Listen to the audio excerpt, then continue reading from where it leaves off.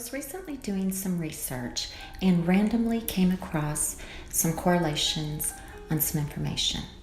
I'd like to share what I found with you now. Take a look, see what you think. Please stand by for further details. We return you now to your regularly scheduled program.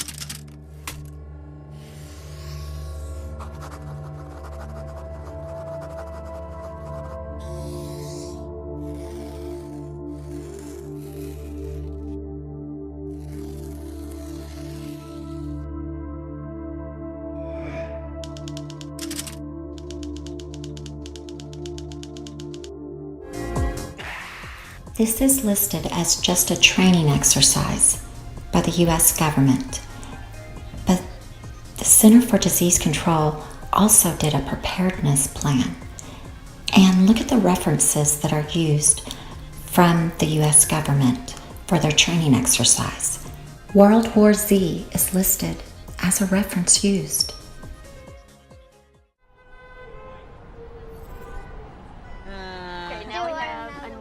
You totally got one.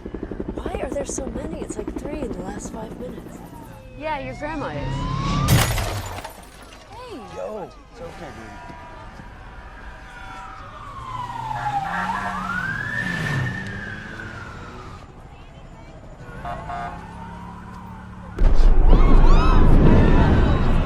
Jerry? Get back in your car right now! Remain with your vehicle! What are we doing? It's our way out of here.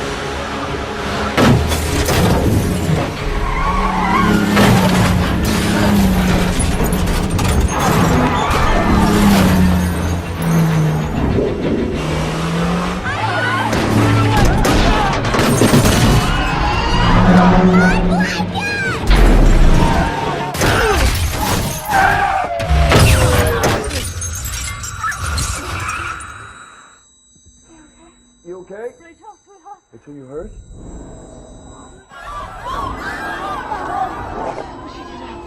Everybody out of the car. I don't know what to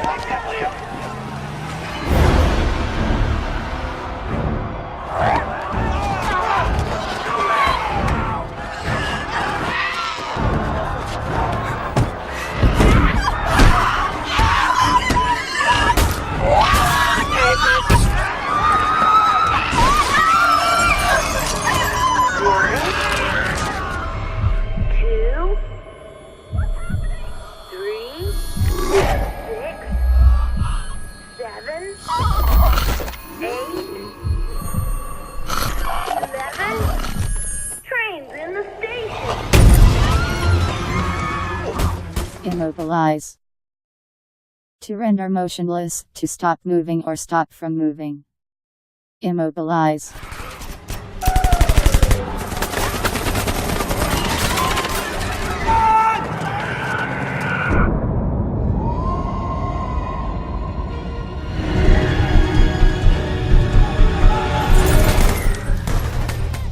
All right, welcome back. Time for your shot of the morning.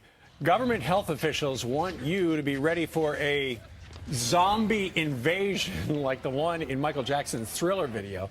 You heard right. The Centers for Disease Control and Prevention posted a guide called Preparedness 101 Zombie Apocalypse. The CDC says the guide can be used in any emergency situation, and that zombie apocalypse apparently is just a fun way to get people's attention. It's a riot. For a zombie apocalypse.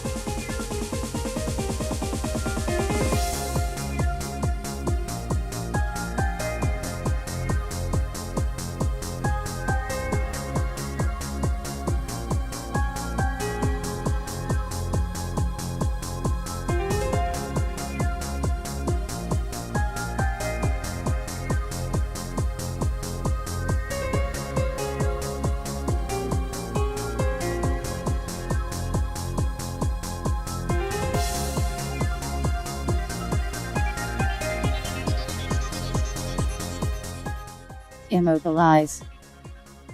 To render motionless, to stop moving or stop from moving. You ladies drove hours and hours to get here. Why did you do that? Mackenzie's going to have a surgery here in the next couple of days. That's a little bit scary. And it was time for us to come together to show her how much we love her and how we're going to do whatever it takes to make sure that this doesn't happen to another little girl. Part of that is to give a message to the Centers for Disease Control about acute flaccid myelitis, or AFM. If you could give the CDC a grade for how they've handled AFM, what grade would you give them? F. Failure. They haven't handled it. They're still not handling it. These moms say the CDC hasn't done enough to let emergency rooms know the signs of AFM, such as suddenly weakened or paralyzed arms or legs. And children, they say, are losing valuable time in getting treatment. How many of you were sent home from the emergency room? All of you. You brought your paralyzed children into the emergency room. And were sent home. 3 times I was sent home. Yes, twice we were sent home. I was told to bring him back in 4 days if he wasn't better. In 4 days, his diaphragm had stopped working and he would have died. Declining an on-camera interview, a CDC doctor got on the phone with us and said the messaging about AFM could be more effective. The message isn't getting everywhere it needs to, and so we need to work harder at this. And the CDC's own medical advisors say the agency has had some missteps. We feel that their potential is tremendous as an institution. The CDC is not rising to its potential in this particular case. We feel that they're not playing their A game on this.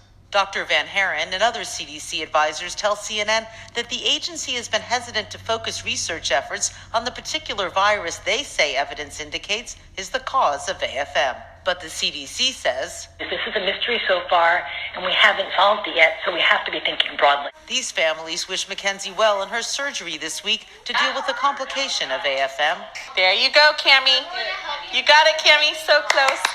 And they hope the CDC moves fast so no other children become paralyzed. Elizabeth Cohen, CNN, Albany, Oregon. Breaking news coming out of New Jersey. There are 6 children that are dead and 12 others that are very, very, very ill following a severe viral outbreak at a rehabilitation center in New Jersey. Matter of fact, the State Department of Health today has confirmed 18 cases of an adenovirus. They don't know what strain it is. This is a strain they've never seen before. It's at the Wanacue Center for Nursing and Rehabilitation in Haskell County in New Jersey. Now, the adenovirus usually causes a mild illnesses, but the health department says this outbreak is particularly severe because it's affecting the medically fragile children with severely compromised immune systems. The strain has been particularly associated with disease in communal living facilities, and the department said that the combination of the worst strain of an adenovirus together with a fragile population is a recipe, folks, for a severe outbreak. Now they're concerned. The facility's been instructed to not admit any new patients, and of course, but none of these patients can be transferred out. So they're like quarantined. It's like being in a toxic environment with no hope. And so the health department is teaming up, and we're going to work with the facilities to find out what's going on.